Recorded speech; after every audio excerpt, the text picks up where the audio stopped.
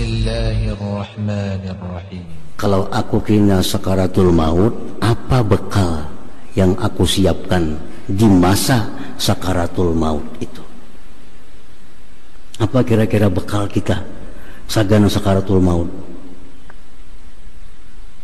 Nah, walaupun kita punya bekal banyak, cuma kalau persiapannya kada bujur itu kesusahan kita, kesulitan. Bisa duit banyak, cuma anaknya dalam tas di bawah bagasi, kada kau ambil kita. Di pesawat tuh pesawat duit sering banyak kan, dibuat dalam kupur di bagasi. Datang pegawai pesawat menawari barang apa lawan kita, kawan nukar kita, kada kawa duitnya di bagasi banyak kayak besango. Kenapa andaknya kada pas? Nah, bekal akhirat pun demikian. Yang diajarkan oleh Allah dan Rasul, ada amalia-amalia khusus yang disiapkan untuk tempat-tempat itu. Pertama yang kita mesti lalui itu adalah sakaratul maut. Nah, kayak apa cara supaya sakaratul maut ini husnul khatimah? Karena bila ini kada husnul khatimah, kada bakal sampai ke surga. Kalaupun sampai ke bisa macam-macam yang dilalui, susah payah. Nah, jadi kita hitung sejak dini sanggup untuk sakaratul maut supaya husnul khatimah.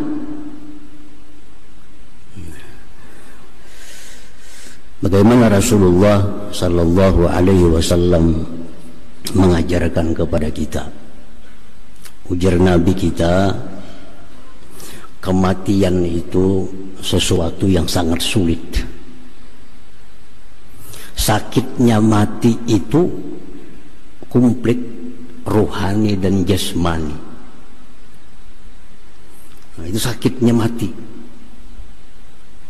Nah, satu sakitnya sakit penyakit dulu. Malaikat mencabut nyawa dari urat-urat. Itu sakit luar biasa. Ujar Nabi kita mengatakan sakitnya luar biasa. Ini Nabi yang mengisahkan. Satu itu. Sakit yang kedua sakit hati. Apa sakit hati?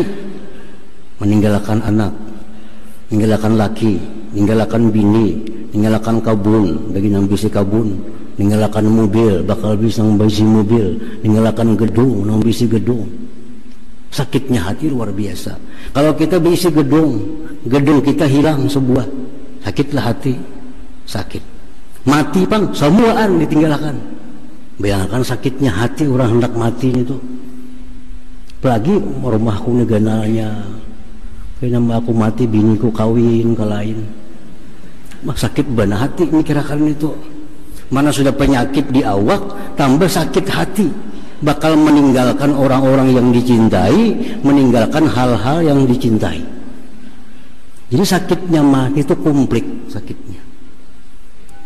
Nah, disitulah Nabi kita memberikan doa supaya kita nyaman menghadapi mati itu. Banyak doa, tapi kada semua doa untuk itu.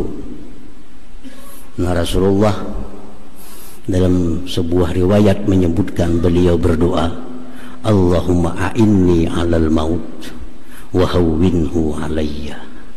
Ini doa dipakai Nabi. Allahumma a'inni 'alal maut, ya Allah tolonglah aku menghadapi kematian, wa hawwinhu 'alayya, dan mudahkan itu mati atasku. Ini doa dibaca Nabi. Allahumma a'inni, ya Allah tolong aku 'alal maut menghadapi mati, wa hawwinhu 'alayya, mudahkan mati itu atasku. Nah, kalau kita takutan menghadapi mati, baca doa nih. Kada takutan, kada baca, kada apa-apa. Mun asa takutan mati, baca doa nih. Allahumma a'inni 'alal maut wa hawwinhu 'alayya. Kada bisa bahasa Arab, bahasa Indonesia. Ya Allah, tolonglah aku menghadapi kematian dan mudahkan itu kematian atasku. Nah, itu doa.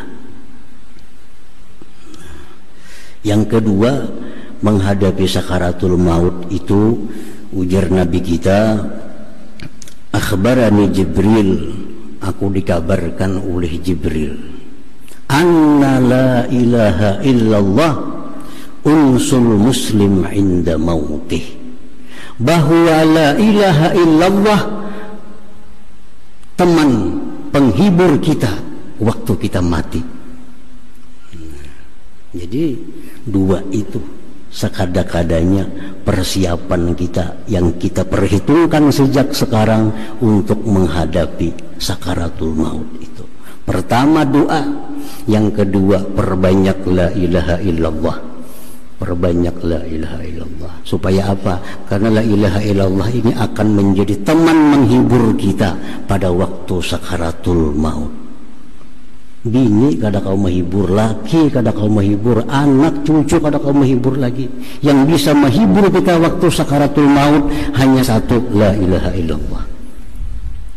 Nah, jadi kalau kita beramal la ilaha illallah berapa sehari, itu kan di waktu sakaratul maut dia akan muncul menjadi penghibur kita, penentram hati kita menghadapi malaikat maut itu. Nah, jadi ini bekal yang mesti kita siapkan untuk menghadapi kematian. Yang kedua yang mesti kita hadapi, mesti kita jumpai, fitnatul qabri, fitnah kubur. Kubur itu fitnah, kubur itu ujian. Sempit, gelap gulita, banyak cacing, banyak ulat, ada ular macam-macam. Belum lagi munkar nakir, belum lagi himpitan kubur. Nah, kalau kita kada persiapkan itu sejak sekarang, pasti kesusahan masuk kubur. Kenapa? Karena kita kada pernah membiasakan masuk kubur. Kita kada pernah membayangkan kubur itu kayak apa. Tapi Nabi menyatakan bahwa kubur itu, ujar Nabi, tempat yang paling sulit. Kalau di situ kita kada punya persiapan, kada punya bekal yang khusus untuk kubur, kita kesusahan. Dihimpit kubur, datang malaikat munkar nakir yang luar biasa menakutkan. Menakutkan munkar nakir. Nah, lalu apa Rasulullah mengajarkan kita untuk bekal khusus menghadapi fitnah kubur ini? Rasulullah menyatakan, man qara'a suratal mulk kulla lailah lam yadurruhul fattan. Siapa-siapa yang membaca surah muluk tabarak tiap-tiap malam, dia akan selamat dari fitnah kubur. Nah, baca surah tabarak kulla laila, tiap-tiap malam baca itu, maka kubur kita akan luas, kubur akan terang, munkar nakir akan bisa kita jawab, himpitan kubur akan dicegah oleh surah muluk itu. Jadi orang-orang bahari mengamalkan tabarak itu persiapan untuk alam kubur. Persiapan alam kubur.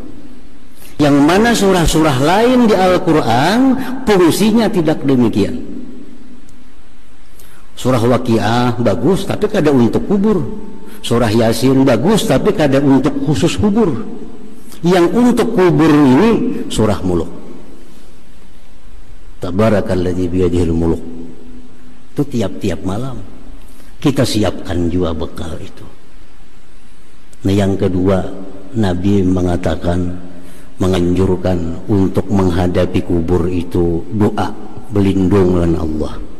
Allahumma inni a'udzubika min azabil qabri wa min azabin nar wa min fitnatil mahya wal mamat wa min fitnatil masihid dajjal. Doa di tasyahud akhir biasa.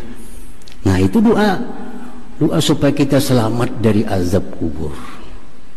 Karena kubur pasti kita lalui, pasti kita masuki. Kalau kada ada persiapan, kita akan susah.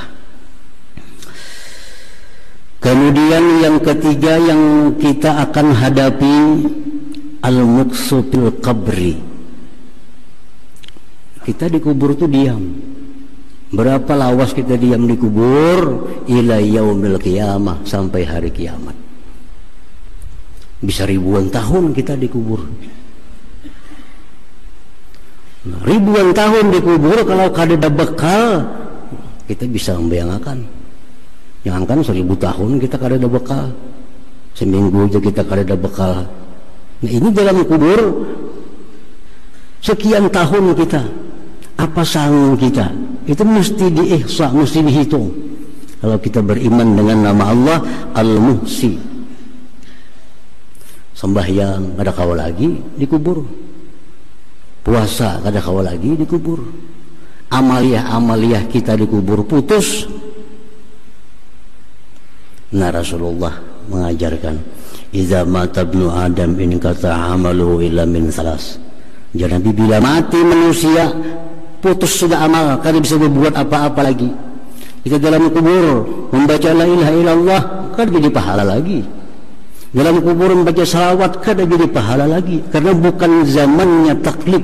Di kubur itu bukan zamannya kita dibebani untuk sesuatu. Nah, jadi dalam kubur itu putus sudah amal, kada bisa apa-apa kecuali 3 hal.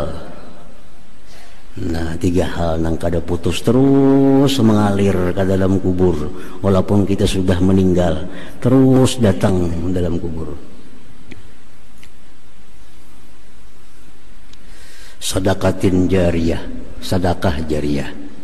Nah, sedekah jariyah, kita bersedia sudah ada bewakaf samitir segi 4 tanah, 4 nukar orang bulah masjid, 4 dibangun masjid. Nah, maka selama masjid itu disembahyangi orang, terus mengalir dalam kubur pahalanya. Ini yang menyamani di kubur, ini yang menyamani di kubur. Amal lain sudah kada bisa. Ada tinggal sedekah jariyah, aw ilmin yuntafa'u bihi, atau ada ilmu yang kita ajarkan yang diamalkan orang.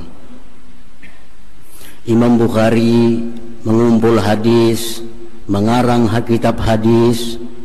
Imam Bukhari 1000 tahun lebih yang lalu dibaca orang kitab Bukhari sampai hari ini, sampai pahalanya mengalir lawan sidin. Terang kubur sidin, luas kubur. Kenapa? Setiap kali orang baca kitab Bukhari sampai pahala. Itu ilmu yang dimanfaatkan dengannya. Imam Ghazali mengarang kitab Ihya tahun 500-an Hijriah, para ribuan tahun sudah dibaca kitab Ihya sampai pahala Imam Ghazali. Tarang kubur sidin, lapang kubur. Kenapa? Karena ada ilmu yang dimanfaatkan dengannya. Yang ketiga, waladin salih yad'ulah, anak salih yang mendoakan. Abahnya dalam kubur, anaknya yang berdoa, ya Allah ampuni dosa abah mama, ya Allah rahmati kubur abah mama, lapangkan. Nah, karena ini anak saleh, doanya diijabah Allah, nangkoi tentarang kuburnya, lapang kuburnya. Nah, kalau kita bersiap-siap untuk dalam kubur, antara 3 nih, baik ketiga-tiganya bagus lagi. Ada sedekah jariyah, ada ilmu yang dipakai orang, ada anak saleh yang mendoakan kita. Maka selama itu jalan, dalam kubur pun dapat nikmat, dapat rahmat dari Allah Subhanahu wa ta'ala.